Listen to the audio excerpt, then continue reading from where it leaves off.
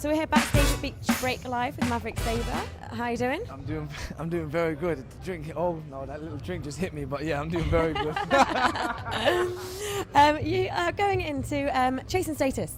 You have worked with them very recently. How was that? How did it come about? How was it working with them? I think my booking agent, Obi, played them some songs of mine. They said, oh yeah, you've got a really interesting voice, we'd love to work with you. I literally went into the studio. They played me some bits, I freestyled a couple of little bits, and that's how the tune came together, Fire in Your Eyes. And I've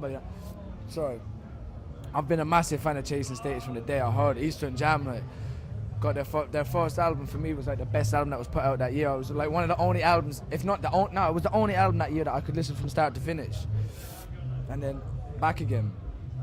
So working with them was fantastic, and also playing with them and gigging around Europe and the UK, it brings a whole different vibe, you know, and allows me to express myself in a different way, you know, jump about, get a bit more excited. So yeah, no, I love working with them. They're fantastic lads, and they put out fantastic music, so it's an honour to work with them, definitely.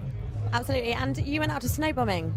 How was that festival? Yeah, it was good. I flew out on the Monday with my DJ, and we did a little dubstep PA set at one of the smaller stages, and it was lively. And then I ended up going back to London, getting flown out to like the next day or something to go back on the Chasing Status tour, and then we went there on the Thursday. And yeah, and we played the main stage. Oh, it was fantastic. Yeah, I loved it. And I just thought it was a fantastic setting, you know, because like you've got this mad, it's like Ibiza in the like the hills, like the Alps. You know what I mean? Beautiful. Like we were up on like the, I don't know, it must be the Alps. Like we got the cart straight up there, and we're all drinking down there, playing techno house, dubstep, and I'm thinking it's a real weird setting, but it's beautiful. Like at the same time, it was like something out of 007. But yeah, it was lovely. No, it was a heavy festival. Awesome. So just quickly want to talk to you about your sound. You've got a very distinctive, soulful sound. What were your influences growing up? My dad was my main influence, I think, really. He's always been a musician ever since I've been young. So I went to all his rehearsals at night time. Like he'd play, instead of like nursery rhyme tapes or anything like that, he'd play full like acoustic sets of like traditional Irish music, his own Southern blues, old school rock music, you know, American rock music. And then when I was about 8 or 9 and he saw my passion for music, he allowed me to kind of delve into his record collection. And we had a big like spacious attic at the time, you know what I mean? There was nothing in. So I literally just went up there and stayed up there for hours, listening to mad records from like the Beatles to Fats Domino to Ray Charles, Aretha Franklin, Jimi Hendrix, Rolling Stones, Beach Boys, everything. I just love music, you know, and I love sitting up there for hours trying to find new music. And then when I was about 12 or 13, I got into hip hop. And then that kind of sparked everything off, because it was like, it brought more of a message.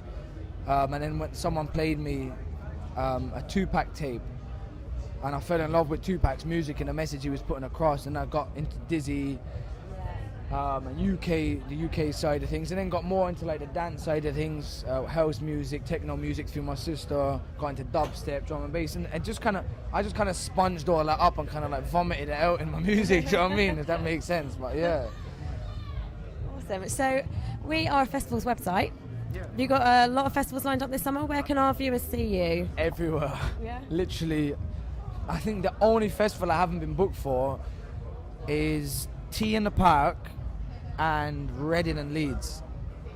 I think that's it. And I think someone said to me I've got booked for Reading and Leeds the other day, but yeah, but that's about it. I literally everything. Even in Ireland, I'm doing all the festivals, I think, as well. So everywhere, like.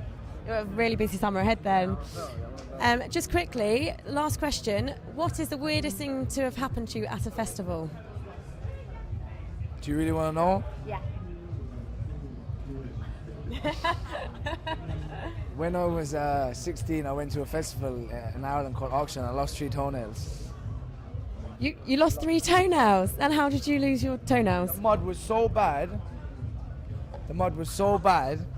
that I lost my pair of shoes, lost all my socks.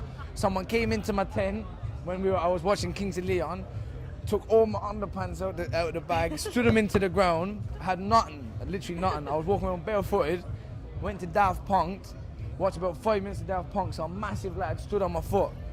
All I heard was, I was like, backed a bottle of rum and went with like 2 of my friends and watched Brian Wilson from Beach Boys. Woke up in the morning, realised my toenails were gone.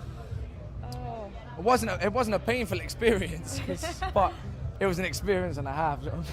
But yeah, there's a little experience. Hope no one's too turned off by that, but yeah, that's my experience at festivals. Well, let's hope that doesn't happen again today. Hopefully, Jesus Christ, if that happens again today, I think I might quit music. I'm doing the wrong job.